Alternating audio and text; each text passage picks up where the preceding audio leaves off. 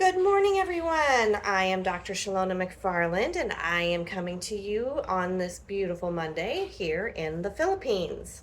It is raining out, as is the norm as of late. So I'm sure the sun will come out a little bit later, but for right now, it's raining. So today I thought I would discuss the different types of magnesium and what they're good for, because a lot of people get stuck in, oh, I need just this one type of magnesium, and that's not necessarily correct. Um, Unfortunately, a lot of docs will recommend one type for everything. And I mean, I've done it myself. I am a big magnesium malate fan because it's really important for the body. However, it depends on what you got going on. So, magnesium citrate is probably one of the more common forms of magnesium. It is highly bioavailable. It is, like I said, the most popular, and it's well studied. It may cause GI distress, though. So, gastrointestinal distress. So, if you're already having gastrointestinal issues, you probably shouldn't take magnesium citrate, okay, because it can kind of upset your stomach. Magnesium glycinate is another very popular form. It is well tolerated. It helps with sleep. This is mainly if you have a magnesium deficiency and you need glycinate, then it can help with sleep, anxiety, and inflammation. So those are good things, okay?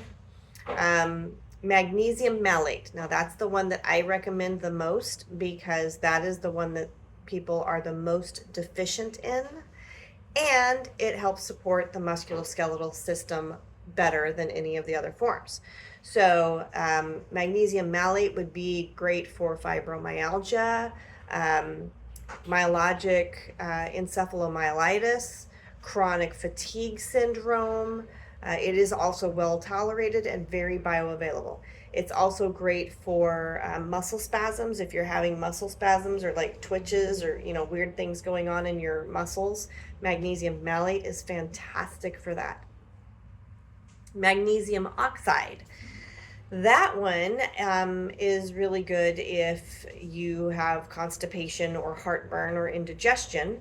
That one helps. It's very inexpensive. It's not as bioavailable as the other types, and it may also cause gastrointestinal distress. However, if you are constipated, it can help you get unconstipated. So can citrate and glycinate forms. All right, so magnesium sulfate or chloride. This one is good for sore muscles and achiness. So it's found in tropical products like Epsom salts, creams, and lotions. So, sorry, topical, not tropical, topical products. So, that's why Epsom salts baths are so good if you're achy or not feeling good or just like feeling kind of down. Then magnesium sulfate or chloride, Epsom salt baths really helps. Okay. All right. Magnesium taurate. Now this one is potential for cardioprotective benefit. So that's a good thing. It can support healthy blood pressure and blood sugar levels. So if you're, say, diabetic and not having any luck controlling your sugar or your sugar levels, then magnesium taurate, Taurate, would be a good one to have for that. I'm going to post these. I have a little synopsis on them that I'm looking at. I'm going to post that so you guys can see that and get the information, so you don't have to watch the video over and over again. You can actually get the information in one little spreadsheet, basically. Okay. All right, and the last one is magnesium threonate. So This one is good for brain fog, cognitive function. So it's only from that, sorry, it's the only form that penetrates the blood-brain barrier. It is expensive and it's potentially energizing. So the best one to get would be one with a little bit of all of them in it. So a chelated magnesium product with multiple forms of magnesium in it, that's going to hit every problem possible. But here's the thing with magnesium. Magnesium cannot get into the cell without D3.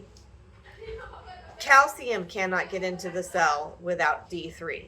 Okay, so D3 is kind of like the bouncer. If he's not at the door, nobody gets in. And so the bouncer, D3, has to be there in order for magnesium and calcium to get into the cell. You want that sodium-potassium pump, hi Carolyn, to be balanced and to function like it's supposed to.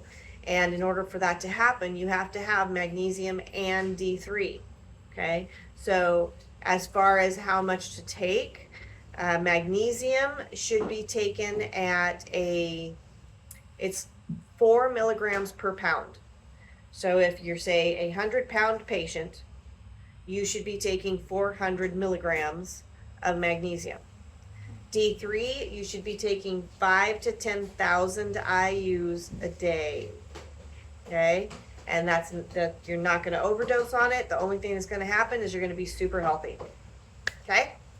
All right, so there is a basis for the information, and for the Filipinos here, I know you do everything in kilograms. I don't know what that transfers to, but if you change your weight in kilograms to pounds, like I think 60 kilograms is around 120 pounds or something like that, then you'll know how to do that mathematical problem as far as 4 milligrams per pound.